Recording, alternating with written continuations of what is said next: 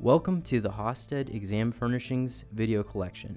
Today we are going to show you how easy it is to replace a worn or torn tabletop on a 104 table to refresh and renew the exam room or to comply with infection control protocols.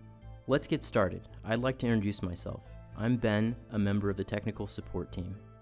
Let's go through the easy steps to replace the 104 exam tabletop. When you receive your new top, it will come with the pad and hardware needed to replace the top. Your pad will have all new wood substrate and foam. The only tool you will need is a battery-operated drill with a Phillips screwdriver bit. First, raise the back up halfway. If the table has pelvic tilt and drawer warmer, lift the seat section.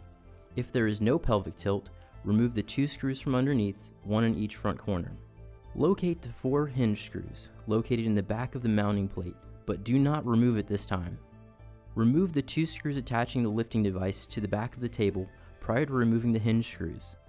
Then remove the hinge screws from the mounting plate and remove the old top and footpad. Mount the stainless steel plate provided in the proper location using the location on the old top as a point of reference. Place the new top on the table with the hinge tabs in the back of the mounting plate. Screw the 4 hinge screws into the mounting plate. Do not tighten all the way at this point. Screw the lifting device to the back of the top. Do not tighten the screws all the way. Then lower the back to allow the lifting device to align itself. Raise the back and tighten the lifting device screws.